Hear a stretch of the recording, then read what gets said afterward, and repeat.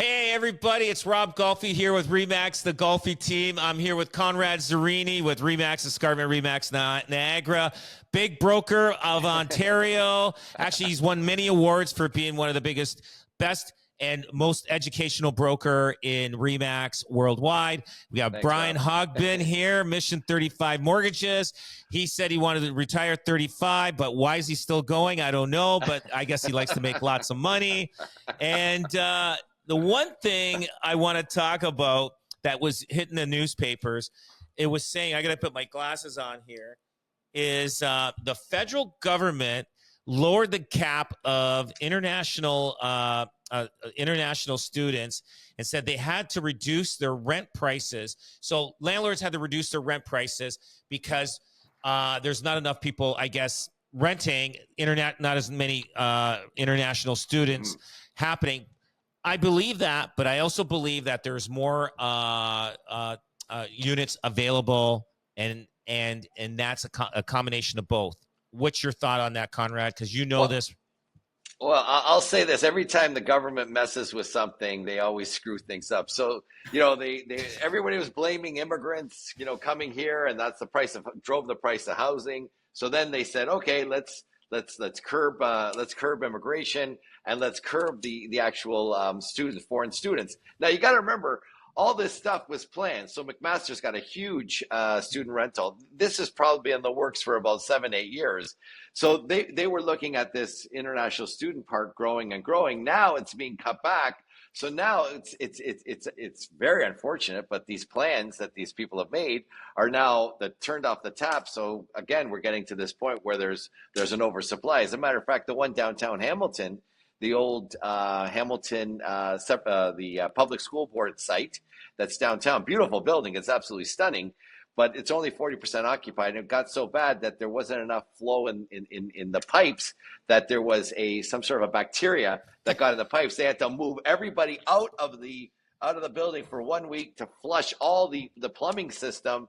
And now they have to have taps on the vacant units to keep this whole thing flowing and flushing toilets. I think they have a guy going and flushing toilets all day long in all the different units. So and this is a problem. So, and it's because for sure that they oversupplied based on what the government said. The wild card for real estate was always immigration, no matter whatever happened to interest rates and demand, whatever, jobs.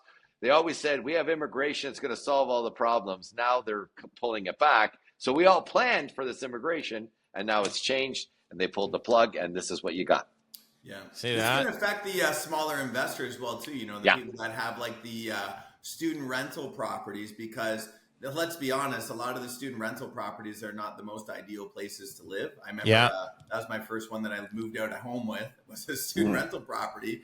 But the other thing with those new buildings that are coming up, if I've got lots of choice, I'm not renting a house in the student ghetto per se for X amount of dollars. I'm going to go to one of these newer buildings. So that's going to see a significant effect on the mom and pop investor as well. Big time. If I was investing in a student rental, I would only go very close to the university.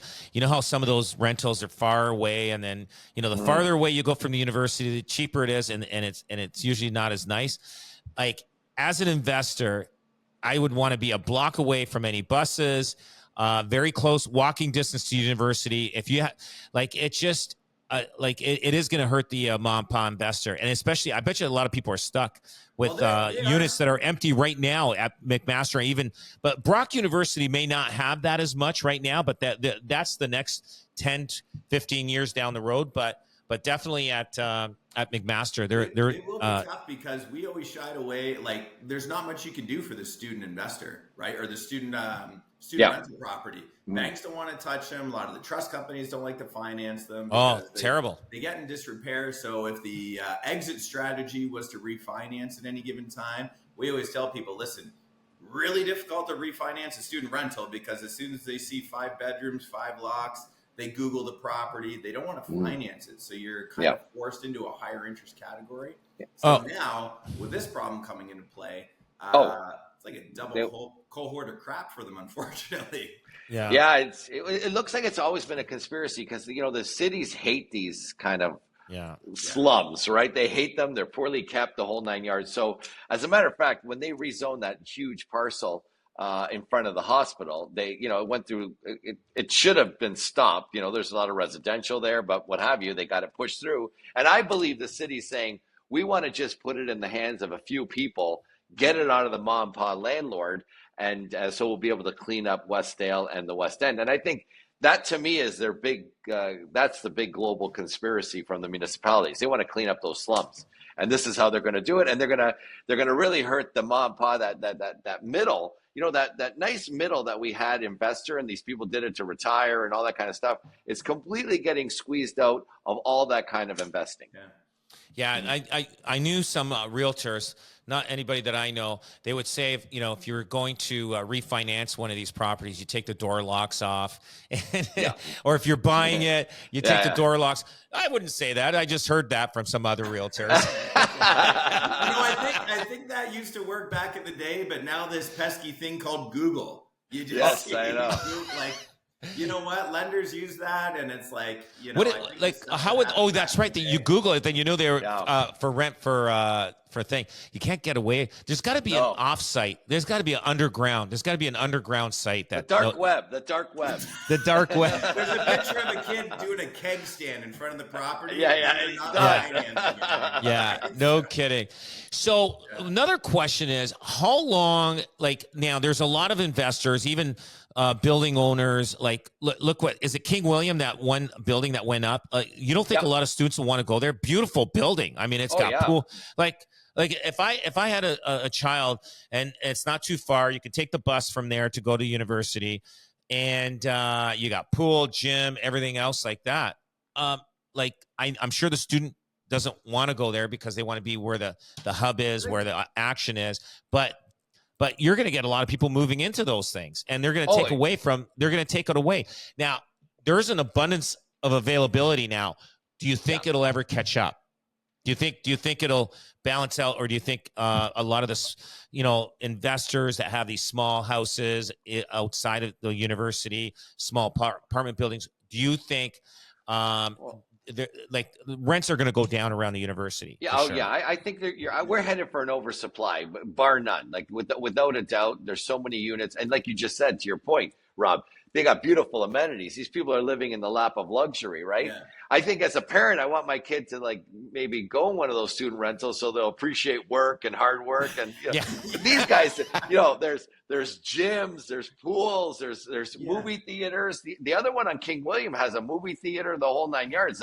These people are on vacation, right? When they're going to school, which you don't want. Maybe it's not a good idea. No, you want them to go to a cockroach infested place to let them know how tough times are.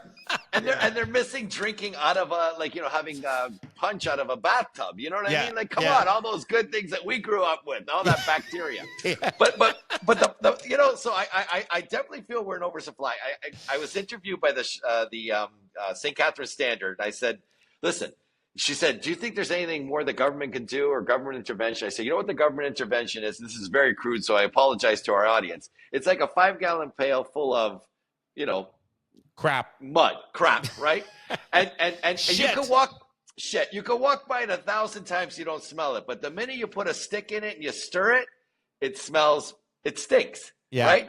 That stick is us taxpayers, and the guy stirring the stick is the government. And again, this intervention, stroke of a pen, changes everything for everyone. So that's my little rant for today. Oh my God. No kidding. Another thing is, are we finding realtors are struggling right now out there? Oh yeah, definitely. There's without a doubt. It's it's a shrinking market, Rob. And again, I got to say about what you get done with your team. You're one of those few people, elite at your level, that are still keeping pace with some of those big markets we had in 15, 17, and even 21, which is like the top of the pyramid in terms of sales. So, but you're doing things right. Yes, a lot of people it's shifted. The market has completely shifted, and there's a lot more nurturing that needs to go on. And people are still thinking, like, we blame sellers that they're still in 2021, but I think realtors are in 2021 in their head, thinking that, I put something for sale that sells in a weekend. It takes a lot more skill, a lot more ability, a lot more marketing. And I know you guys do your fair share of marketing for your clients, and I think that's where it separates everybody else. So those other guys that used to get away with one or two deals and kind of pay for a trip or go to the keg, pay for their weekend keg thing, they're feeling it. So hopefully we're going to start to see them disappear, but still not enough. 70,000 members in Toronto. It's a lot of members. Now they had a drop, didn't they have a drop of members at the Toronto Real Estate? 6,000 in from December. So they were like 76, 77,000. They went to 70. They actually went to 68,000, and now they're back up at 70. I checked the numbers today. So it's I'm amazed. I'm amazed by the whole thing, but they don't do any good for the industry. Doing one or two deals is just it's not a good thing for a consumer. No, if you're a consumer and you are you hire somebody that only does one or two deals a year, you are going to be upset. Why do it? I know you're trying to help out somebody. Make sure they have somebody like a broker like you, that a man like you got a great leadership team, Conrad. Same thing even with mortgages with you, Brian. The three of us always have our fingers on the pulse. We do. Yeah. We're dedicated. We're not just sitting back going in Florida, waiting for things to happen. Well, we know we're still working. So yeah. But look. We know a large brokerage in Hamilton. He thought things were going smooth. He was spending time in Florida. Guess what? He lost a third of his agents. You know that? Yeah. You can't do that. If you're in business, you got to be present. You got to be on there, just like you are, Conrad, with all your things that you come out, your posts that you come out on Friday about the market and stuff like that. But the one thing I was going to say too, Rob, just on that note, make sure when you're interviewing someone, don't just go by years of experience. Because years of experience, like I met somebody that said they had 10 years experience. I said, you don't have 10 years experience. You got 1 year experience 9 times. Because you stopped learning after the first year and you thought that you knew everything. And that's what I respect about you guys are always, it's all about the redevelopment. When the market changes, we got to learn, and we're out there learning how to redo our jobs. When you're doing the business, you're learning. And just because you're in the business for 10 years doesn't mean you've been doing business for 10 years. No, exactly. There's guys in the business 10 years, they only sold 3 homes or 4 homes. Right. Exactly. You know what I mean? Like they don't know anything. I mean, I gotcha. But the one thing I wanted to talk about, we got a couple minutes left. We got we got our win in any market. You're speaking, Conrad. Brian, you've spoken at these win in any market events.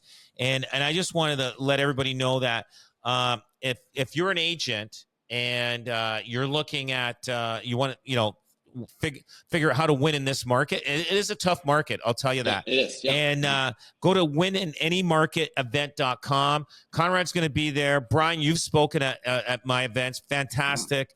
It's on October 9th at the Leuna Station. If you want to be an agent, or you're thinking about, or you're in a course right now and you're taking the AREA. I'm not even sure it's called AREA course. What is it called now? Humber College course or whatever, real estate course? Licensing, Licensing course. And if you're in there, check it out. I'm telling you, it's free. It's worth taking a look, listen at, and sit down. It's only about 2.5, 3 hours. And we've got some great content. We're talking about AI. Conrad, you know a lot about AI. Like you're a techie guy. Yep. Like a lot of informative information. Even if you're in business, it doesn't have to be in real estate. You're like a business owner and you want to develop more business, how to create more business for your business. Check it out. wininanymarketevent.com. Check it out. And Brian. Go ahead, Conrad. I was going to say, what I love about the event is the cross-section of people. You get newly licensed, but you get people that are hardcore professionals that are there to kind of learn. I've been a participant, and in the audience, I get I get so much out of it. And again, the caliber of people that you get coming to this, Rob, are people that are dedicated to the industry and want to just, level up kind of thing. So I'm proud to be involved. Because I know a lot of our team goes, a lot of our, and same, been a participant as well too, as well as a spectator. And I learned. Last one I went to, I took pages and pages of notes, and that's what we're talking about. Yeah. That you got to be reinventing yourself, learning. Like, I'm excited to hear you chat about AI, Conrad. I can't wait. Yeah. Oh, yeah. I got to tell you something. If you want to succeed in any business, you gotta listen to podcasts. You got to go to functions. You got to read books. It's podcast, functions, and books. You got to do that. If you're not doing that, you know what? You're going to get the same results. The other thing is, Brian, I'm going to try to set up a time. We are going to do not just real estate. It's going to be good. Yes, Conrad, we're going to have you on there a couple times. Okay, I love that. Awesome. It's not just real estate. It's about everything. It's a little bit. It's this much about real estate, but it's going to be about everything. It's going to be good. It's going to be good. All right, guys. Well, listen, thanks for being on. I appreciate it. And we'll catch you next week. Ciao, guys.